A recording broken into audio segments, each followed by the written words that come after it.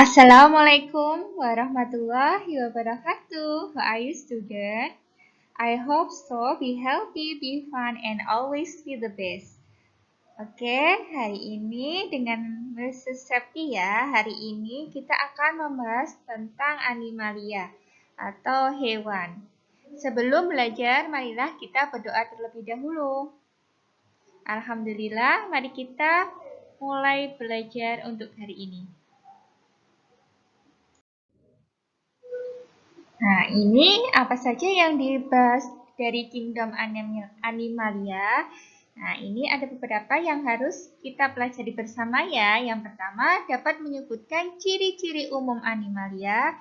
Yang kedua, dapat menjelaskan dasar-dasar pengelompokan Kingdom Animalia. Dan yang ketiga, menjelaskan ciri-ciri yang terdapat pada masing-masing filum.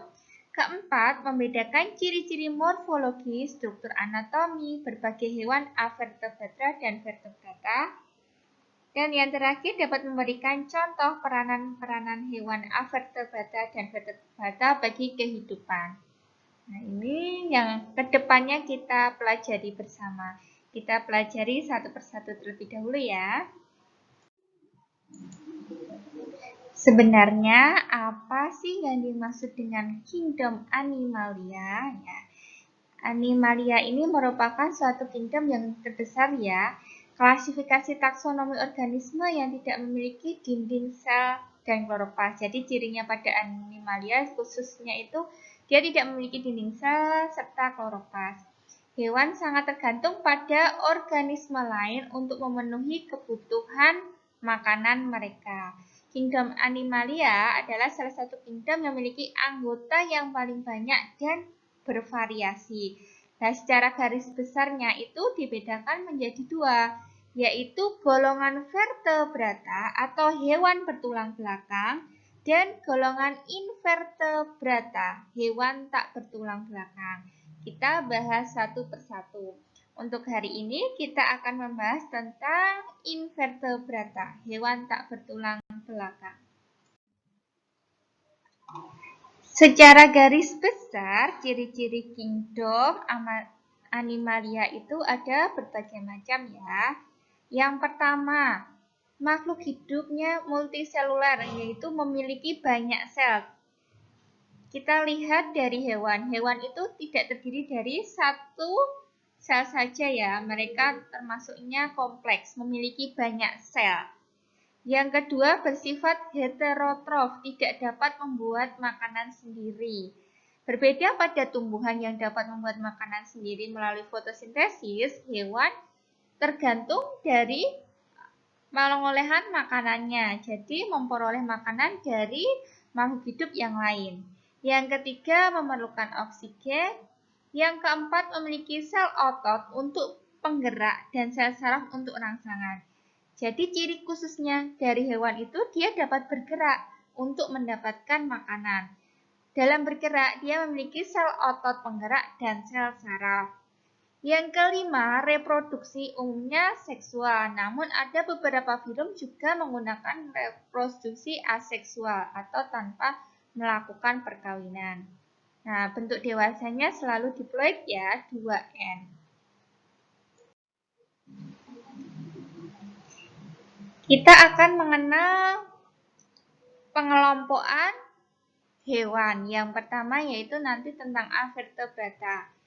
Jadi kita pahami dulu bersama, hewan dibedakan menjadi dua, vertebrata yang punya tulang belakang dan avertebrata tidak punya tulang belakang. Avertebrata, tahukah kamu 97% spesies di dunia ini merupakan invertebrata atau avertebrata? Nah, sebagai contohnya kalau kita makan seafood. Nah, apa saja seafood kesukaanmu? Kepiting, udang, cumi, gurita? Nah, semuanya itu termasuk dalam hewan-hewan avertebrata. Nah, secara garis besar, film-film invertebrata atau avertebrata itu ada Porifera, Solenterata, Platyhelminthes, Nemathelminthes, Annelida, Mollusca, Arthropoda, dan Echinodermata. Nanti kita bahas satu persatu, tapi kita pahami dulu konsep dari vertebrata dulu. Nah, ciri-ciri yang ada pada vertebrata itu apa saja ya? Vertebrata sama invertebrata sama ya. Nah, ini pada lapisan tubuhnya ada dua penggolongan. Yang pertama dipoblastik, yang kedua triploblastik. Kalau yang diploblastik, hewan memiliki dua lapisan saja, yaitu lapisan dalam atau disebut dengan endoderm, dan lapisan di luar di sini yang dinamakan eksoderm. Contoh hewan diploblastik itu, contohnya ini ubur-ubur, hidra, karang, dan anemon laut. Jadi punya dua lapisan tubuh saja. Nah, yang lainnya itu adalah triploblastik. Tri berarti 3 ya. Hewan yang punya 3 lapisan sel tubuh. Ada lapisan dalam, lapisan luar, dan tengah. Atau disebut juga endoderm, eksoderm luar, dan mesoderm lapisan tengah. Nah, ini apa saja hewannya? Nah, ini banyak ya. Ada annelida, cacing tanah dan lintah. Ada moluska, kerang-kerangan. Ada bintang laut dan ada juga arthropoda.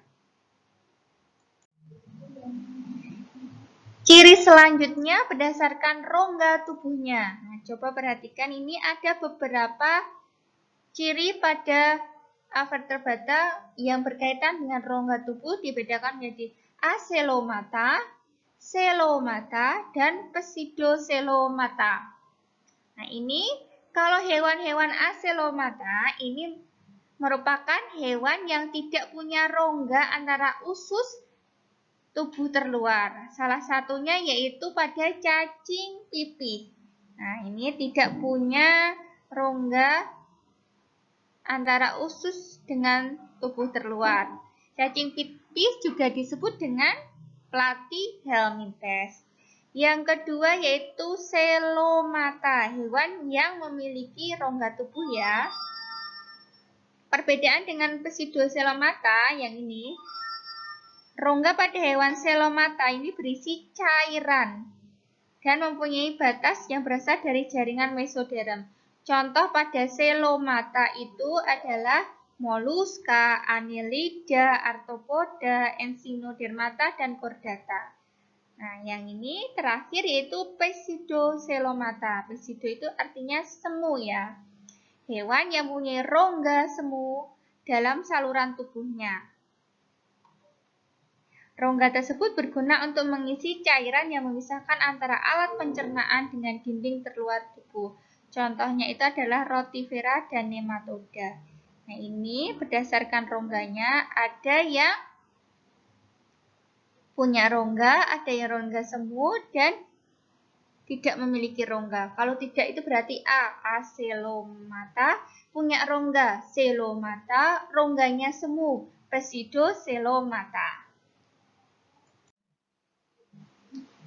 Ciri selanjutnya yaitu berkaitan dengan simetri tubuh.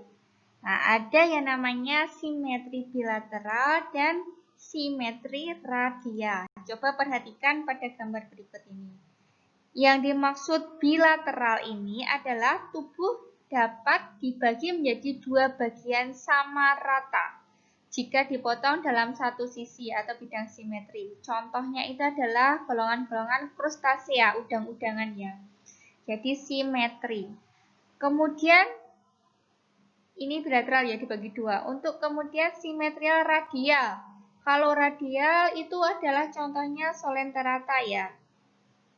Tubuh dapat dibagi menjadi dua bagian sama rata meskipun dipotong di beberapa sisi. Jadi ini sumbunya simetri. Dari beberapa sisi bisa dipotong, itu bentuknya akan sama. Contohnya ada bintang laut, bulu babi, dan hidra. Nah, untuk ciri berdasarkan reproduksinya juga dibedakan menjadi dua. Ada seksual dan aseksual. Kalau seksual itu berarti reproduksi yang melibatkan antara gamet jantan dan gamet betina. Contohnya pada udang-udang atau frustasi.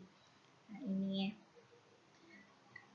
Kemudian untuk reproduksi aksesual berarti tidak melibatkan gamet jantan dan betina ya. Contohnya pada cacing planaria sp.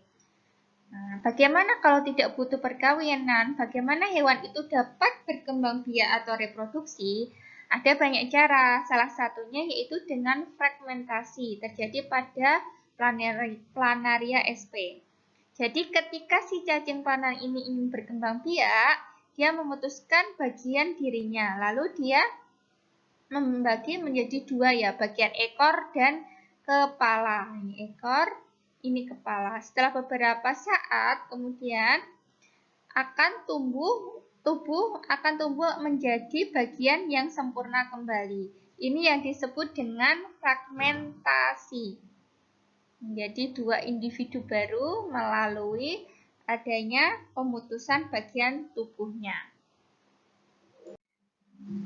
Alhamdulillah kita sudah mengenal tentang hewan-hewan invertebrata atau avertebrata ya.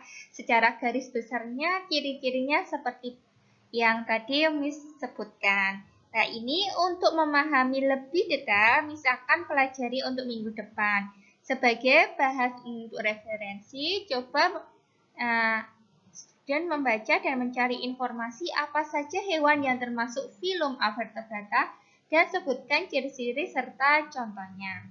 Cukup sekian pembelajaran hari ini. Wassalamualaikum warahmatullahi wabarakatuh.